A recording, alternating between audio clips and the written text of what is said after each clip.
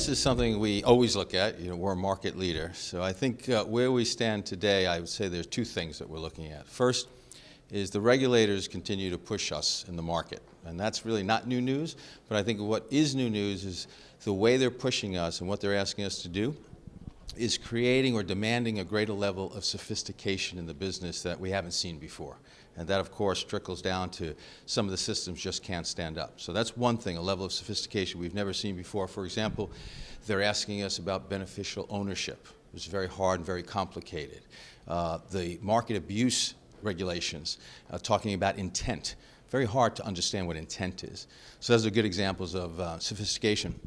I think the second thing that we're seeing much more of, and we've looked at a lot of studies, is the cost of compliance across the board is going up to the point where it's almost unaffordable. And some of the studies we looked at, for example, I'm going to try to do this from memory, the top 6 banks in the US from 2008 to 2014 doubled the amount of money they're spending on compliance. That went from about $35 billion to $70 billion, just for those 6 banks.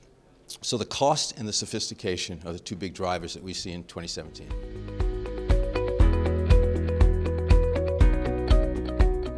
So on the sophistication, I make this comment that we're going to be buzzword compliant when it comes to analytics.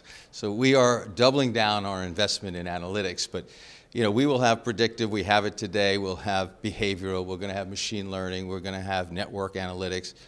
The thing about the approach we're taking is we want to operationalize how our customers use analytics. So what I mean by that is we'll use machine learning to mine the data to determine the best analytics to deploy. And that will create automatically hundreds of models that we can deploy at thousands of segments. And by doing that, that's where we get the nuances and the real detection capability we need. And that's all operationalized. So you mine the data, create the models, deploy the models, all through our platform. So that's the first thing we're doing. The second thing when it comes to cost, when you drill down on the cost, what it turns out, it's not the software that's expensive, it's the people. Every study shows that the number of compliance people that the banks have been putting in are going up at enormous rates year over year. So what we're doing is we're investing very much not only in analytics, but in our case management system that includes workflows and automation. And today we have very advanced workflows and automation that take out a lot of the manual steps, but we're taking it the next step.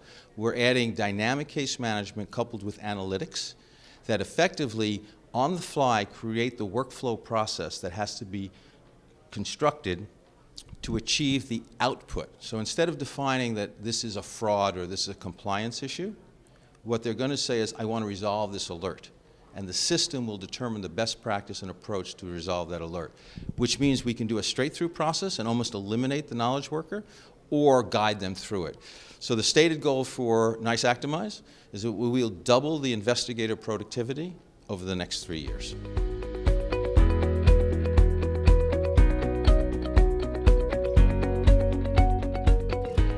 The thing about what we're trying to do is, and I keep using the word, we're operationalized. We're harmonizing how all the analytics work, because not every analytic works in all cases. So the key about our approach is once we see an issue, the system is smart enough to figure out what analytics to apply to get the best results.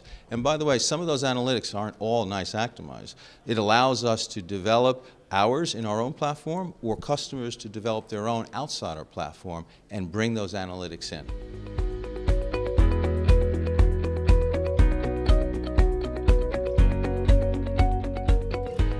Look, there's an expression, all good chess players are lucky. So it should mean in anything you do, there's an element of luck. But one of the things I think is very important about NICE Actimize is we are what I would call one of the few pure plays. This is all we do for a living. We wake up every day and we try to figure out how to do it better. And when I say do it better, we're committed to finding things earlier and faster than we ever find them today, because all the breadcrumbs are there. So one is about the culture and the style we have as a company. And the other is the approach we're taking is very much a platform approach.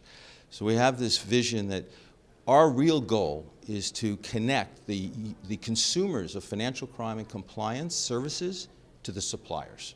That's ultimately what we're trying to do. And by the way, the suppliers don't always have to be NICE Actimize. They could be us, they could be other vendors. It's a seamless and frictionless way of connecting the user to the service. And that's maybe on-prem and even in the cloud. That's what ultimately distinguishes us, finding it early and faster and connecting it all the dots together.